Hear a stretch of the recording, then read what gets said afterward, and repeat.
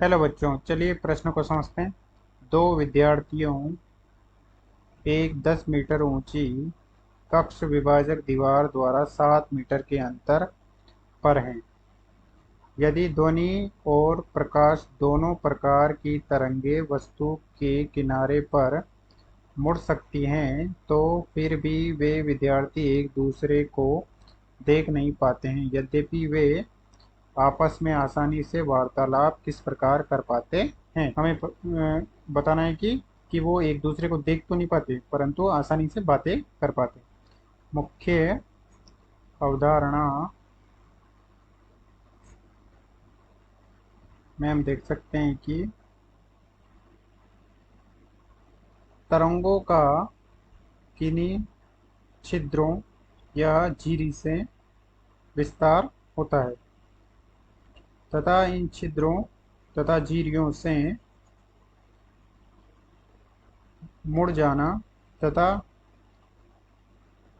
छायांकित प्रकाश में प्रवेश करना की घटना विवर्तन कहलाती है। यानी कि इस प्रकार से ये कोई किनारा है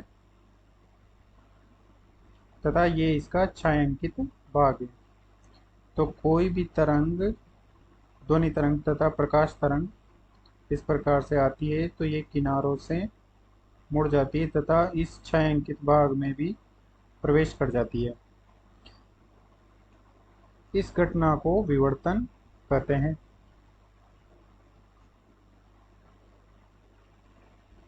तरंगों के बड़े कोण पर विवर्तन अथवा मुड़ने के लिए विवर्तकों का आकार तरंग की तरंगदैर्ध्य की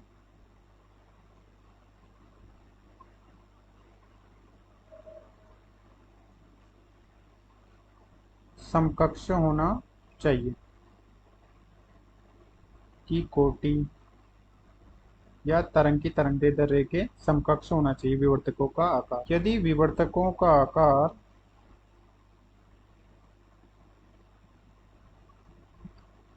बहुत ज्यादा है तरंगदैर्ध्य से, तो विवर्तन बहुत ही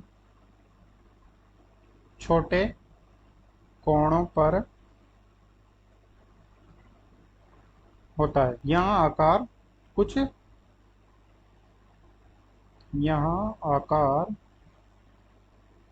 कुछ मीटरों की कोटि का है।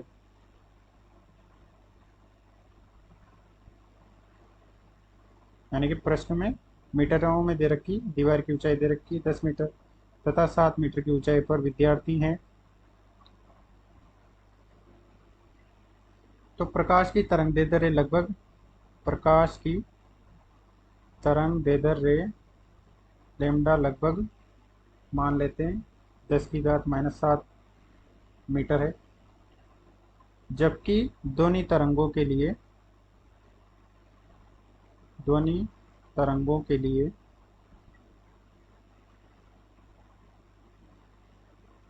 जैसे 1 किलोहर्ट्ज आवृत्ति वाली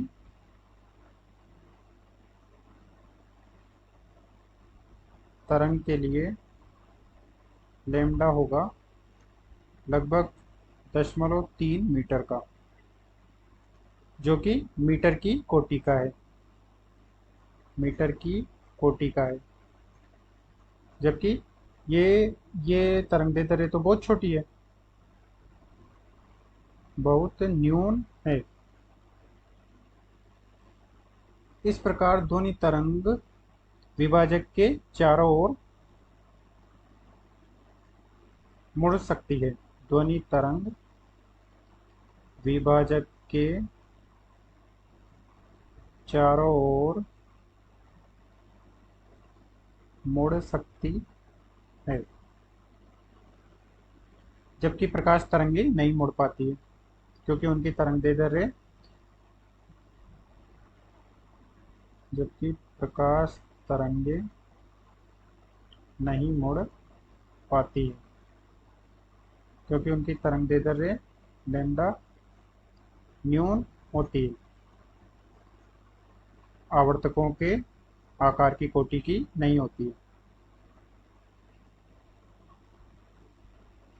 इसलिए वे विद्यार्थी एक दूसरे को देख नहीं पाते हैं, यद्यपि वे आपस में वार्तालाप कर पाते हैं। इसलिए विद्यार्थी देख नहीं पाते हैं,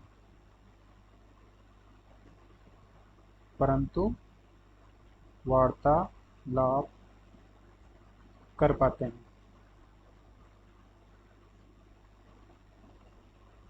अतः दिए गए प्रश्न को हमने स्पष्ट कर दिया है। आशा करते हैं आपको समझ में आया होगा।